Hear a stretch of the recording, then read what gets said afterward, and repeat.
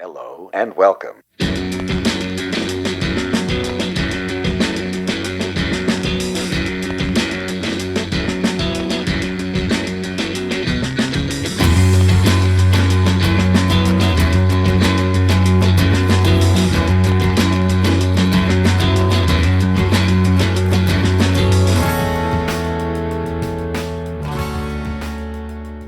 Okay, we're live on the podcast show. What's up? Hey, how's it going? Not too bad. How are you? Welcome to the show. Thank you. Miigwech. And this is the second show that we've done. We had Lacey Hill, and then we had the fantastic Classic Roots. And you're also from Thunder Bay as well, correct? That's right, yes. That's right, because we're both from Thunder Bay. It's been, I think we've lived here in Toronto now for 25 years. Wow. I'm just looking over there. My wife was also the producer. For me, it was 10 years. 10 years. Yeah. So why do you decide to move to the big city? I thought I wanted to become, at the time, back in 2012, I remembered wanting to become this really famous DJ, and I had this high ego, and then I wanted to just make it happen, don't really care about anything, and I also capped my traditional stuff on the side and focusing on more into the business, and then I found out that the dreams thing came true. It actually maneuver a lot of different things, and I learn about myself a lot. So that's how it went. But I was really grateful enough to come here and just try to make a living and try to make it happen. And here I am, 2021. Yeah, a lot of artists come here, from other towns, sometimes smaller towns in Toronto. And I find a lot of artists have the adjustment period. They have a difficulty adjusting to the big city life and to things being open, 24/7, and the ability to go out, whatever your vice is, Toronto has it, right? So how did you deal with some of those vices? Or did you have no problem? You just kind of...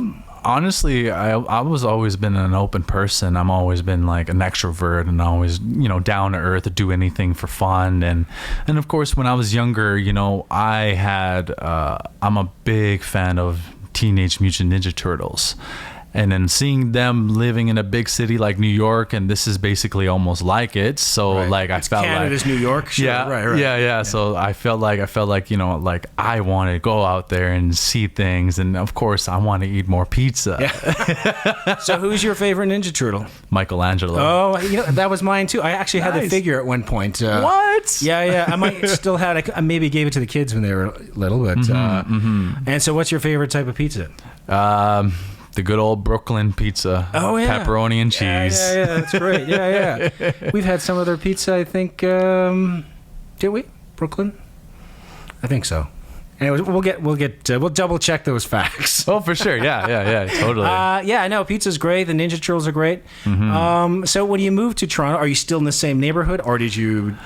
I actually moved quite a few neighborhoods, and previously I was in Greektown. Now I'm in East York, out in the east, and then just the border of Scarborough. But I like it there. It's very nice, very quiet. People are nice, and it's very diverse. It's always multicultural every around the corner. I really personally love that place. It just gives me a lot of inspiration, right. And there's so many good trails. And I was talking about this morning, I went for a nice long run with my dog. I saw that. Yeah. So I guess you must have stationed the camera in the woods. Yes. What if someone came by and hey, someone left their phone and actually there was a person who was running, and he stopped and he looked back, and I was like, that's mine. And he's like, oh, okay. And he starts running back. Okay. Yeah. So there were people looking at it strangely, but my dog wanted to run, so sure. we went to run together and just felt that focus in each other. Great. Yeah. And how old's the dog? 5 years old. 5 years old, right. Yes, and he's such a beautiful dog. He's a big baby. Right. Yeah, he's so therapeutic too. If I have a writer's block when it comes to music, I always look at him. I'm like, oh, okay, I'll pet you and give him a treat, and taught him how to roll over too. It was amazing. Okay. Yeah. Does he know any other tricks? That's pretty much it. Only. Okay. Yeah, just rolling. Just rolling. It is rolling. Hey, that's I can do that good as well. Roll. Both good. Kinds. All right. If you catch my drift. Yeah. So was it challenging, having a dog or a pet in the city? Because I know there's washroom breaks, of course, and dogs need exercise and so forth. And a lot of people that live in Toronto, I find they're working at their job all day, unless, of course, you're lucky enough to work from home and you can dedicate more time to pets. Have you found that sort of challenge, or what? Before the pandemic, I guess I could say that I didn't really got a chance to hang out with them a lot because I was always traveling, going to places internationally, and then when the pandemic hits, and then that's when I stayed home and worked on music, and literally enough, I got to know him. I got to know him and really got in love with him, and he's just amazing dog. Like he's always there for you when it comes to like if you're having a bad time or if you're crying, he'll go up to you and lick your knee, he'll lick your face. He's viciously that he loves licking. Oh, great. And I remember this one time I let the door open, and then we have a deck, and I live on a 21st floor, and there was just so happens there was 2 or 3 pigeons came around there, and he doesn't like pigeons. He just goes like and I'm just laughing my behind off because it's just so funny that he never barks at any dogs but except for pigeons. Okay. Yeah, I guess he just doesn't like them. He's like, get out of my deck. This is my deck. That's right, pigeons, eh? Yeah. Aren't they, what's the colloquial term for them? Rats with wings? Pretty much. They're pretty dirty. Although I'm not an ornithologist. Is that the study of birds? I think it is. I'll have to get one on the show because maybe pigeons have a bad name. We should try to bring back the goodness of pigeons. Remember carrier pigeons? They used to carry notes. Oh, I remember that. Before there was like that was in my day. Before there was like cell phones and stuff. Yeah, although I still don't use a cell phone. Oh wow! This is the most technology that I use is right now that you can see. Like the computer is actually hardwired to the internet. Damn. There's no Wi-Fi in this room. Everything's sort of wired. Yes, so, yes. So the government can't spy on me. Ooh. Although they can in various other ways. Unless you got a VPN. That's right. But we digress now. That's right. Anyways. That'll be on another show. We'll invite some hackers and we'll... Next subject. We'll give you tips on how to circumnavigate surveillance. So when was... Okay, so you moved in 2012 and then you had I see here you had a Best Pop CD Award at the Indigenous Music Awards in 2015. Yeah. Now, was that kind of when things started, happening for you music-wise, or was already sort of a resurgence? Because I had heard about what you were doing back even in 2012 when I was doing Planet Indigenous, and there's this great artist you got to hear, this great DJ. And they're like, oh, where's he from? Oh, he's from Thunder Bay. I'm like, really? What? Westford. So somehow, we kind of missed each other in that sort of Thunder Bay scene, although we're from different generations, we'll say. Yes. I'm much older. Back then it was Port Arthur and Fort William. That's right. That's correct. That's right. Yeah. And I used to have to walk, an hour each day to school. Uphill in the snow. Yes. That's right. I remember when I was younger, when I was up to no good. I remember going from passing out in Current River and waking up 6 a.m, half naked, where the heck I was, and I had to walk all the way to Westford, like an hour and a half. Jeez. Yes, it was horrible. It was very terrifying. Worst baseball practice ever. Yeah, it was. But after the Pop CD Award, I felt like it was great. It was rising. Everything was good. Everything was beautiful. And just, I guess, until honestly, and like underneath of it, I was very unhappy. I was very unsure about my success because there were so many things that it was very distorted, where to the point where I had to figure out what was wrong with me. And then I found out why. It was because I had a lot of insecurity issues, trust issues with friends and family. Sure. And it was that time where I didn't understand who I really was.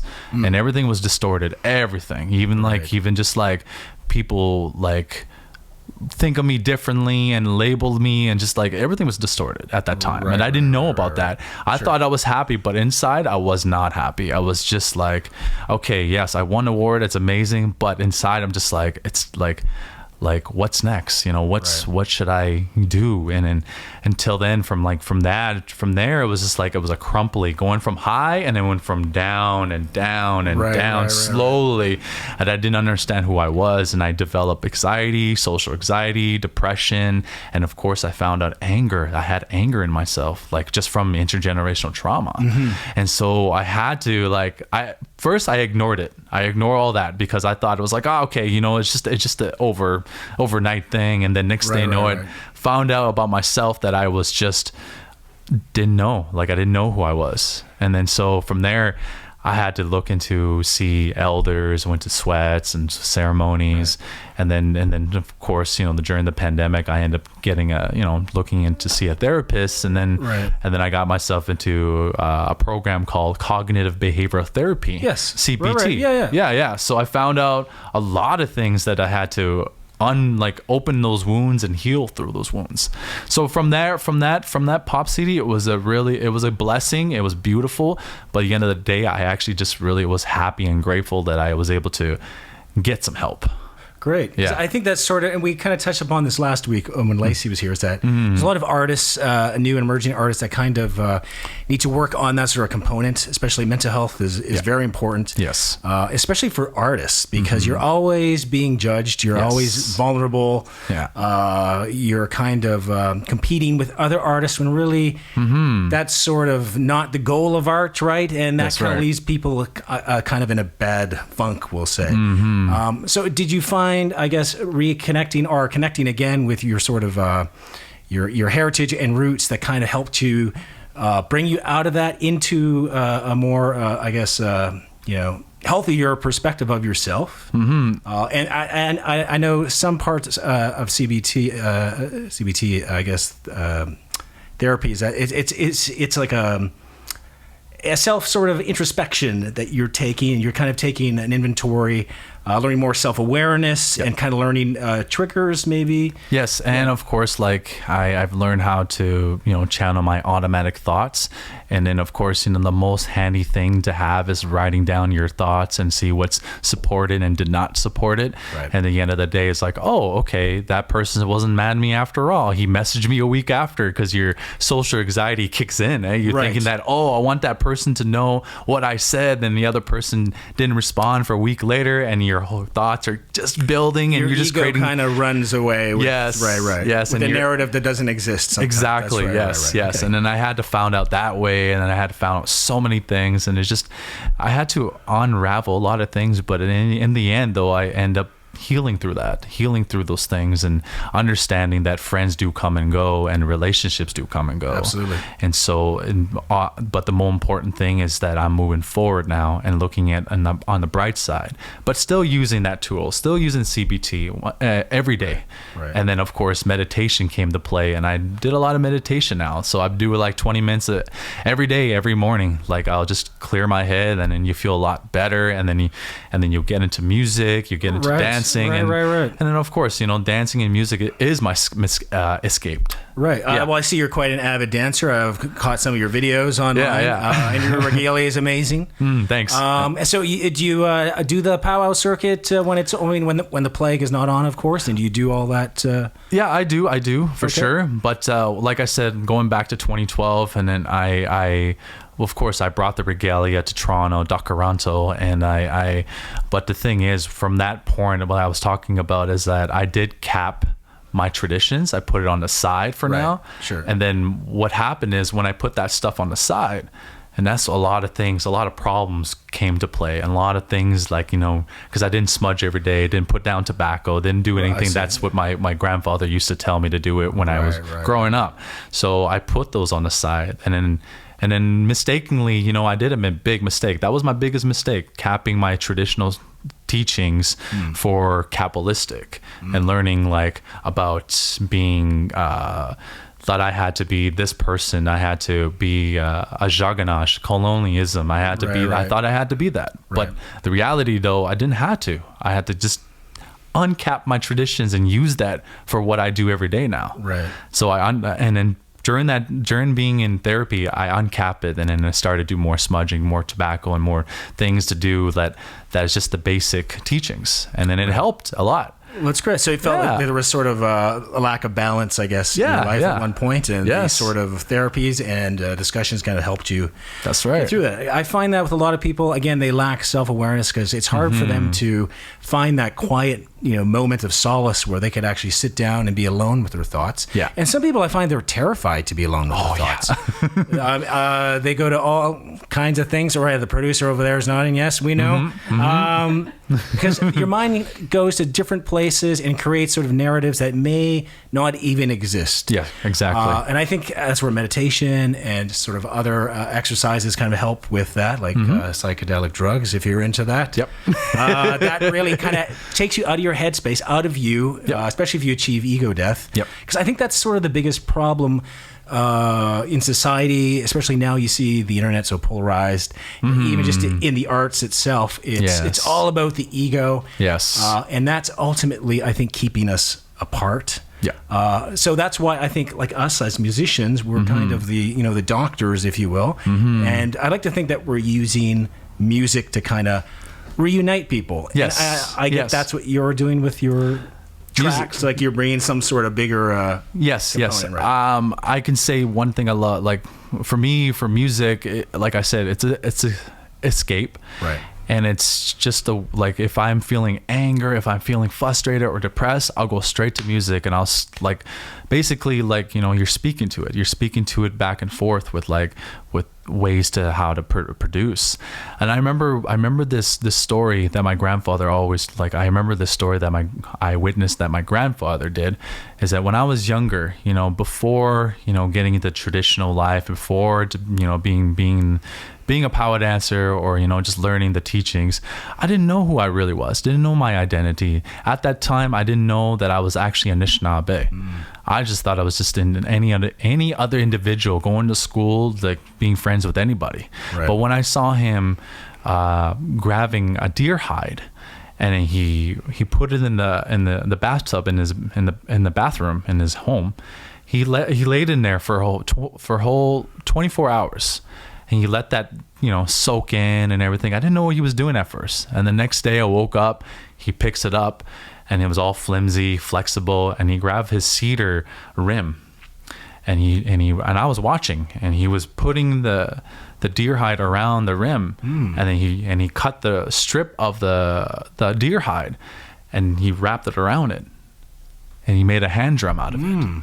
And that moment on, when I saw that, that's when I said to myself, I really want to make music. I really want to produce something like that. And how old were you then? I was like 8. Yeah, okay. I was 8 years old. And and it was funny that I just started to remember that memory this year. Okay. And it's just amazing how it actually look back on it now. I'm making music, that I'm making music with my own traditions, my own stuff, like my own techniques, a way of how to make music.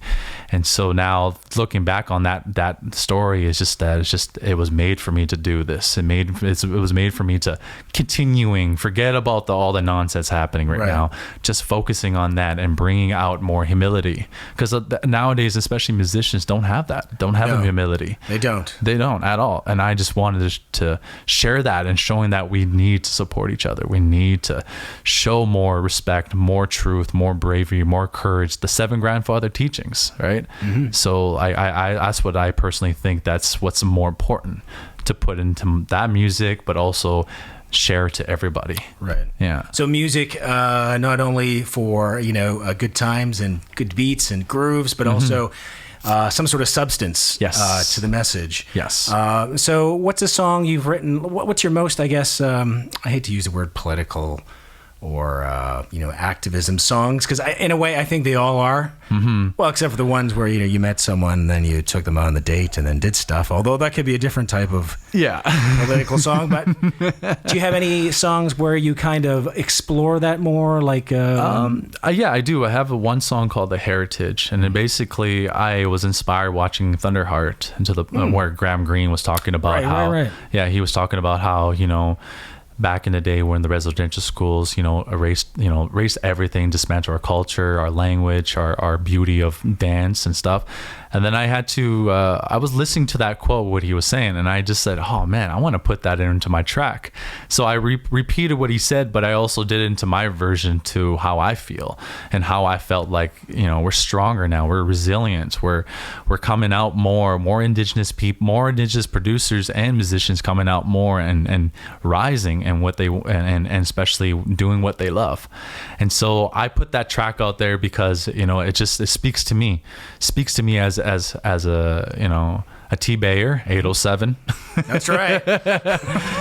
And I always will say that T-Bay, you know, the Superior Robinson territory will be my roots. Will always be my roots. Okay. Yeah, because my reserve is actually 4 hours away from Thunder Bay. Actually. That's right. Long Lake 58 That's First right, Nation. right. Yeah. So I just wanted to create that track and represent, but also, you know, showing a different route, showing a different way to speak out and don't be afraid who you are as a person, because that's what they say, you know, you who you are and who you hang out with, right? So have you seen, I guess since you've been here since 2012, there's been a whole bunch of, it's almost 10 years now, right? Yeah. So have you seen other Indigenous artists kind of also come to Toronto, or maybe not necessarily even move here, but have you seen other people kind of rise through the ranks of the music business, the industry, and kind of find success? Well, besides myself and DJ Shub, and but I actually am really good friends with a Blackfoot guy named Richard, and he is also known as DJ Blackfoot. Oh, okay. Yeah, and he has his own company called Drumbeat Entertainment. Oh, and it's around the area of Treaty 3. Treaty 3, yes. Okay, I'll have to check that out. Yeah. Entertainment. Okay, yes. I'm gonna write that down. Yeah. Excellent. And well, the great thing about that company is that they're more focusing on more like upbringing Indigenous producers and Indigenous roots.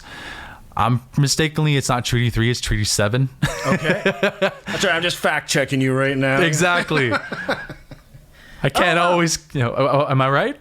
No, I'm just on the introduction. I have not that far, but yeah, this is great. Yeah, I could see. Oh, this is really cool. Yeah, and they're great people. They're focusing on more of the electronic Indigenous producers. Great. And there's some really good names out there. There's D-Lab, Devin, Sean Beaver. Sean Beaver's been around for quite some time now. And this guy is amazing when it comes to like making hardcore techno. Oh, really? Okay. He usually creates like 135 beats per minute. Oh, really? Okay. Not really that 128 stuff, eh? No, not yet. I mean, he was, but he's boosting up to 135, and then maybe sometime for me too, I'm going up to 131. That's probably the farthest. You're pushing it. You're pushing it. Yeah, that's the farthest I'll go. 131. Well, on that note, we're gonna take a quick little commercial break. Correct.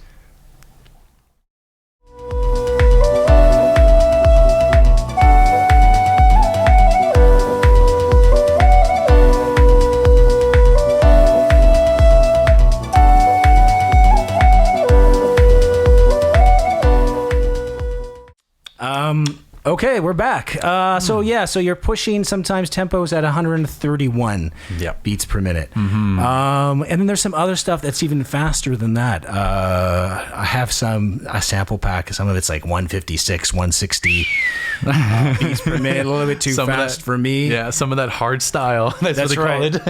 Exactly. Yeah. So is there anything that you're kind of predicting for the future that might come out of Electronica? Because it seems like every couple of years there's a new gadget or a new technology, and then someone tries to incorporate that into the music. Can you make any predictions of what's down the road so I can invest in it? Yeah. Honestly, I think they're in the works of talking about having an actual Indigenous electronic festival. Oh no! Yeah. Wow. Well, there's quite a few people out west in Alberta area. All the DJs are talking about that, and people from Montreal. There's another DJ named DJ Pop Tart. She's also part of that family. So, that's great. There's a great strong connection that everyone is trying to, try to put this together for all Indigenous and non-Indigenous DJs and producers to come together and actually have an actual electronic powwow. So I'm predicting that's going to happen. Okay. That's going to happen. I'm also going to invest in that too, because I am so stoked to rave with the people that I met. If you're watching this, we want to invest in that. So get a hold of us. Have our people contact. Correct. Or whatever the expression is. Yes. Well, that's great. So do you find most of the people that come to your shows, audiences, is it mixed, or is it mostly Indigenous, or is it mostly, who is it? It's mixed of everybody, actually, to be honest, because dance music like techno and house, like even house music comes from the Chicago area in the disco era, where they recycle disco music, and it was all from the black communities. And especially with Detroit too. Detroit had like a bunch of synthesizers they fit around with, and so just from there, like like techno, it's all mixed with different cultures, and it's all into one. And of course, there's substance involved, but I don't see myself into that too often. But I just dance and rave hard. Right. And I remember being in Berlin one time, and I mean, like there'd be times of people using substance and mushrooms and stuff. But for me, like I love just straight sober and dancing hard for like 6, 7 in the morning. And I remember this one guy came up to me. He's like, hey, how's it going, man? How's it going? You high or drunk? I'm like, nah, man. He's like, oh man, you so much energy. What are you actually on? I'm looking at him. I was like, high on life, bro. That's right. Yeah. just like, just having fun and just enjoying. And of course, more importantly, why I went to Berlin's because I wanted to study more techno, more to their techniques and styles, and not bite, but also just learning new ways to get my music into that environment and integrating indigenous sounds into it. So yeah. So you've done quite a bit of traveling. I saw you were in Japan at one point as well. Yeah. And that was a couple years ago, correct? And can you explain that trip and how that came to be? And oh boy, like I said, like I'm telling everybody, like even Anishinaabe people, like no matter how things are going from dull or things that you don't expect to see or you don't believe it, always remember, just believe in yourself, but always remember, put down tobacco and say, I want to do this, I want to do that, and things will come to you. And I remember this one time I made a status on Facebook status, and then of course I put down tobacco, and it says, one day I want to go play in Japan. And then a year after, somebody reached out to me through my website, classic-roots.com, and saying, hey, I really like your music. Would you be able to come to Japan and perform with this other hoop dancer? And I'm like, wow. Yes, I would love to. And then big shout out to Yoku. That was her actually. Oh, great. Yeah. So she reached out and say, would like to bring you to Japan, play. And then soon enough, like of course for myself, being very outgoing and entrepreneur, I was telling, like I was just so happy. And then just so happens I met somebody through a good friend of mine. Her name is Malaika. One of her friends actually live in Okinawa. Oh, okay. Who was looking for an actual just a workshop, performances. And then I guess Malaika mentioned it to him, and then Yosei, his name is Yosei, he Facebooked me and say, hey, I heard you are coming to Japan. Would you like to come to Okinawa? Okay. And I'm like, heck yeah, I would love to. And I did. I went there with my fiance. We went there together, and then we just had a good time. And of course, there's a lot of different, it was just such a beautiful country, but it's also a culture shock, right? That's what I hear. Yeah. Because, when you go to a restaurant, don't ever tip. It's like a disrespectful because they're already making enough. Right. Well, we went to Europe, and we were kind of learning the same thing. Certain countries, they actually pay them a living wage. So therefore, right. Yes. And then, it was the one thing I will never forget, getting off the plane and going to the Tokyo airport. I can't remember what the airport was called, but I remember going to the bathroom, the public bathroom, and it's not like Canada. Okay. Go into the stall room. All right. They actually got a bidet. Oh, like in Europe. Yeah. And everything was clean. They had like bunch of like even background music. They got the fan in there. No way. And they also have an AC in there. So it's like, oh my. Do they have a telephone in there too in case? I was hoping there would be a telephone, but I guess not. But I was just like, man, this what Canada needs. But Canada needs bidets. Yeah. That should come over here to North America. Yes. I mean, if you get like mud on your arm, like if you take some Kleenex and you're going to use water. Water, right? yes, yeah, of course. And then it's better for the environment. You use less paper and stuff. No, I love the bidets. I know the producer has a different view on them, but that's okay. Well, the most thing I like about it is that early in the morning you wake up and it's a little cold, a little chilly, because I was a little bit north of Tokyo. Oh, okay. And I remember getting up like just so cold, and I was going to take a bath or take a shower. Right. And then when I hop into the bathtub where we're staying at, the bathtub was warm. Even like the toilets are heated too. Wow. They're warm. They're like, oh my goodness. Wow. Like it was like they are that far ahead of us in every way. Yes. Even coffee, like vending machines, coffees, you can just put in. Is like it good quality coffee? It was good. It was really good. It almost beat Tim Hortons. We couldn't find good coffee in Finland. Nothing against Finland. We love it for other reasons, but we couldn't find any good coffee. It's hard to find good coffee when you travel. Exactly. Yes. Especially in Canada, believe it or not. Yes. I mean, there's the standard Tim Hortons. Yeah. I'll do that if I'm traveling, like on a road trip, and there's nothing else around. Sure. Yeah. But it's not my go-to. I like to go to the sort of the mom and pops and those little coffee shops, discover new things, and you meet interesting new people. Yes. But while you were in Japan, was there another culture shock with, I guess, from what I hear, it's like walking into the next century in terms of technology and screens, and everyone's got like phones that are at least a year or two ahead of ours over here, and other technologies. Did you find any of that?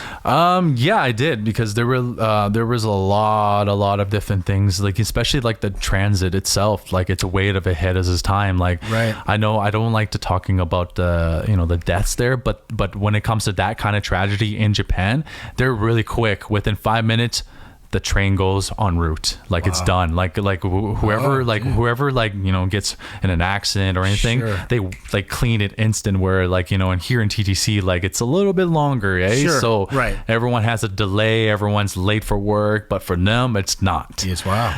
Okay. And I can imagine the workers that they probably have to go through so much therapy just to remove some stuff like that, and yeah, they're way ahead of their time, big time. Because I remember being on the train one time and I heard somebody got injured ahead of next station, and then after that, 5 minutes later, we're en route, and we made it on time for the event. I'm like, wow, okay, that's really impressive. It's quick. Yeah, and of course they have the price there. It's it's almost the same as here, actually. Okay. Yeah. How much does it cost? Like everything, especially cost of living, is like $1,700 a month. Okay. Canadian. Oh, really? Yeah. Huh. Yeah, Canadian. It's like same as me. I'm paying that amount anyway. So right. Yeah. And then of course, like the streets are different. Okay. We don't drive on the right; they drive on the left. Right. And I remember being in Okinawa. I rented a van there, and then we went to check out these islands. We went to see Mr. Maya. Was it? Mr. Miyagi. Miyagi from Karate Kid. Yeah. There was an actual island, call them that, and then we went to check it out, and it was amazing. And I remember getting in the van. I was just like putting my seatbelt on, talking to my fiance how amazing the experiences is. And then by the time I was rolling out on the street, I happened to be on the right street, and there was a person. Beep, beep, beep, beep. And I'm like, oh no. I almost got in an accident, but I was lucky enough that I was so comfortable because, being in North America, being on Turtle Island, it was just like, I'm always on the right, but not on the left. Right. But it must be then right-hand drive as well, right? Okay, yes. Right. And the 7-Elevens there are very good. The snacks and everything are all fresh. Yeah, I heard it's mostly fresh food that they have. Yeah, That's right. And then my most favorite snack in 7-Eleven or Lawson is it's called a strawberry sandwich. And it's really like a Japanese strawberry sandwich. It's actually mixed with like it's cream inside with strawberry, and then it's oh my god. Oh my goodness. I want one right now. Sounds good. Okay. I want one right now. That's it. We're going to Japan. Book it. So I guess Japan must have been one of the your bucket list places to go to. Yes. Where else would you like to go? I always wanted to go to New Zealand, just like even like I said about Okinawa, just their culture, there is an indigenous people there called the Ainu. That's right. Yeah. And their teachings is just as almost same as like Anishinaabe teachings, almost. And it's amazing how they use the drums as actually a sacred drum. Yes. Yeah. Right. So they do it every festival every year. And then they do a lot of ceremonies, and it's a very sacred thing too. So like it just really relates to me. And then of course like New Zealand, I always wanted to see some amazing performance there, indigenous people there too. I always wanted to go there and jam out and also introduce my indigenous roots to there, and then showing what I do over here in Canada. Right. Yeah. So I think that's one of my bucket lists for sure, for one of them for now. Yeah. Yeah. Have you been to Australia then? Not yet. Okay. I want to go there too. Go there too. Well, you could do both along the way. They're kind of neighbors. Long flight though. It's like I think when I flew there it was 20 hours. Yeah. Like you're on a plane for literally 20 hours. I think it's 14 hours from LA to Sydney. But you still have to get to LA, so that's like 5 hours from Toronto. So you're basically on a plane for 20 hours. But a nice plane. Hopefully, you're on a nice plane. Hopefully, yes. Yeah. I'm 2 dose vaccinated. I'm good. That's right. Yeah. So are we. We're both double dosed, and it'll be interesting when people watch the podcast, like down the road in the future. Like, oh, that's right. There was a plague going on during that time. There was, yes. And you found you had to change, I guess, everything you had to do, your daily life. There was no more going to a daily sort of place or job or occupation, any of that? Raves or anything like that, yes. Right. Well, I guess I could say one thing that when the pandemic started, I was technically supposed to go to Sandy Lake First Nation for 1 week of doing workshops with a program called Reach for Life. Okay. And I'm also the co-founder of that. And my good friend of mine, his name is Stallone Quikwish, and Quikwish means whiskey jack in Ojibwe, Ojikri. Yeah. So we were just stoked. We were amping each other up, and then the next day, we found out this thing happened, and we got canceled. And of course, I was supposed to go to Japan again that year again, and then but that got canceled too. So I'm just saying, like, from there, like, I was like, oh, okay, well, I guess I'll wait for another month. It's all right. I luckily enough, I actually collected some savings just for emergencies and in this kind of situation. And then I guess probably a month later, and that's when I just like realized, oh my God, this is actually happening. This is actually happening to everything starting to lock down. And that's when I said to myself, I need to do something with my life right now. I needed to get back on track. Since I'm always traveling, I should work on more on my mental health. Right. So I decided to get into that, like the CBT program I told you about. And then of course I reached out to you. I wanted to learn about piano, and I'm still in the process with that. That's right. Okay. Yes. That's why I gave you that book. Yeah. The book is actually right here. I have right here. Oh, smokes. Amazing. Look at that, everybody. This is the best book to get if you're learning music. Yes. The Elementary Rudiments in Music, Barbara Morum. It's a great book. I highly recommend it. Mine's got a whole bunch of notes inside. Oh, good on notes. Yeah, like funny notes. She's gone through them. Yes. That'll be we'll do a whole show on this one day in the future. Absolutely. And so after that, I started to work on some stuff like productions, music, and then I'm just was really grateful that my fiance, she is now a frontline worker. She's a cardiology nurse at General Hospital. So she is, kicking behind nonstop, and it's very stressful. I witness everything, and I hear stories that what happens, and it's very confidential. Okay. But I'm just saying, like, there was just like I highly respected her, and I highly respected what she does, and that's what really inspired me just to get back into myself to stay grounded, but also relearn new skills, mental health, DJing, music, and of course I picked up a few skill sets on how to live stream and how to use OBS and how to use. I saw some of your live streams when you were running. That's right. Yeah. So I got better with that, and of course, what else I got better? Oh, I also got better at doing a lot of meditation, like, of course, saying, and then of course I had a lot of arguments with the lady, but just found out this anger was really need to be overcome, and also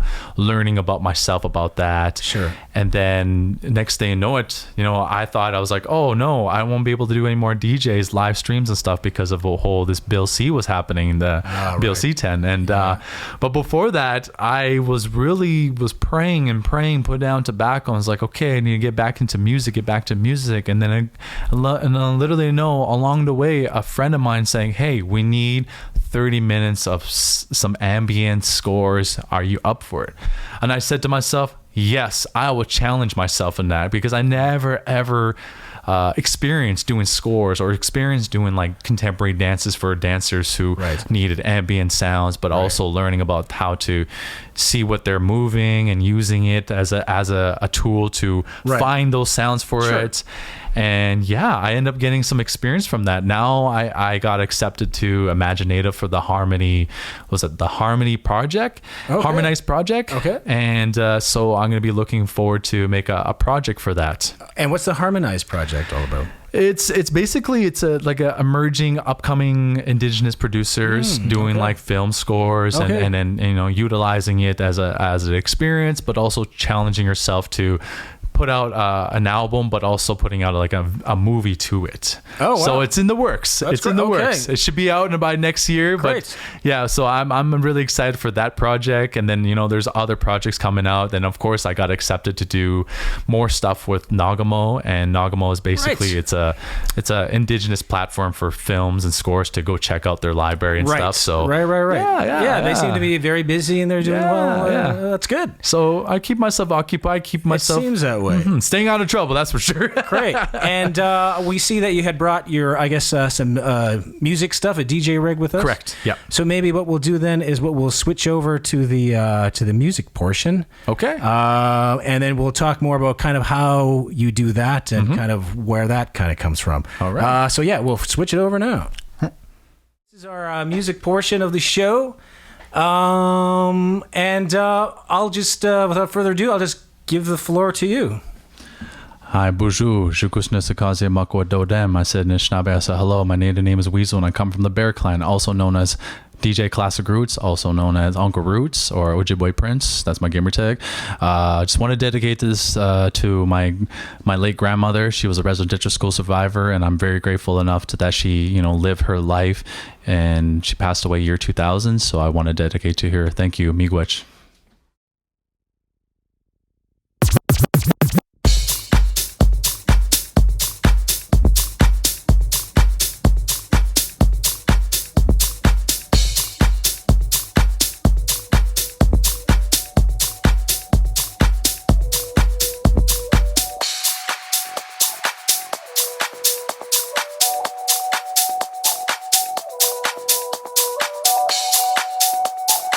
Oh, by the way, this is actually a remix from City Lights.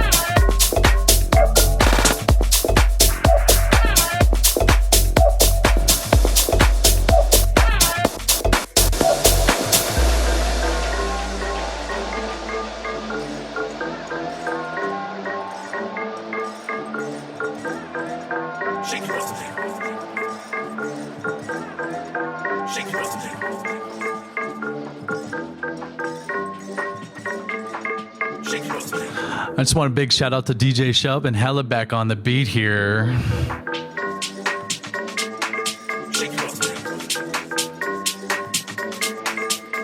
It was a Friday night, the buses start shaking, the feathers start waving, colors so amazing, the jingles start moving, moccasins moving and showing and showing the beat. It was a Friday night, the buses start shaking, the feathers start waving, colors so amazing, the jingles start moving, moccasins moving and showing the beat.